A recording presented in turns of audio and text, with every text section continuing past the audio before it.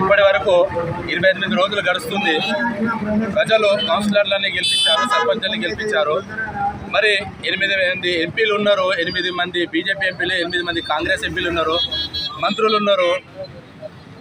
చుట్టగానే వచ్చి కేవలం అక్కడ టెంట్ కాడ కూర్చొని ఒక గంట సానుభూతి మాటలు అంటే చల్లబరిచే మాటలు మాట్లాడమని చెప్తున్నారు.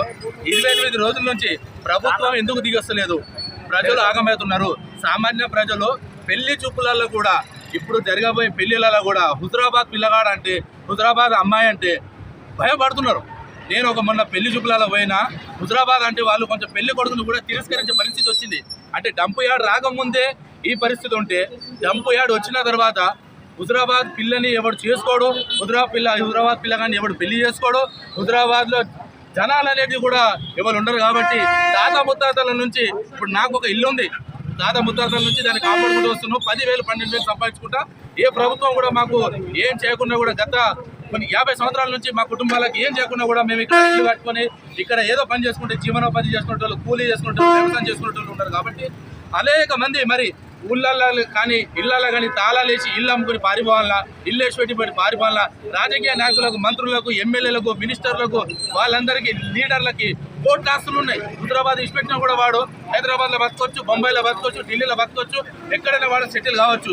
మళ్ళీ సామాన్య ప్రజలు ఇల్లు కట్టుకున్నాడు, రేకుల షెడ్ ఉన్నాడు, కూనపెంకిల ఇల్లు ఉన్నాడు, వ్యవసాయం ఉన్నాడు, ఇక్కడ జాబ్ ఉన్నాడు, ఇక్కడ పని చేస్తాడు, మరి ఎక్కడ బతకాలి?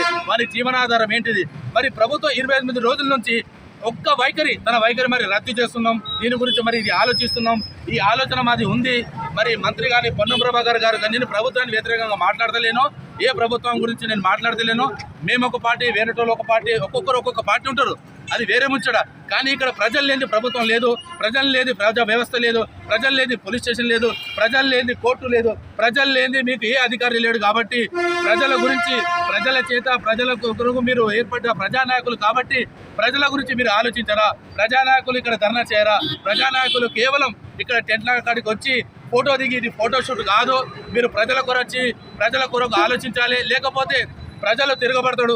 ఇక్కడ సామాన్య ప్రజలు ఇప్పుడు ప్రస్తుతం నిన్న ఒక డిస్కస్ జరిగింది గ్రౌండ్ కాడ, చాలా మంది భయపడుతున్నారు. అన్న మరి ఇక్కడ డంప్ యార్డ్ వస్తుందంట.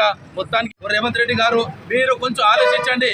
8 మంది ఎంపీలు కాంగ్రెస్ వాళ్ళకి, 8 మంది ఎంపీలు నేను బీజేపీ వాళ్ళకి ఒకటే విన్నపిస్తున్నా, దయచేసి మీరు ఇక్కడ రండి.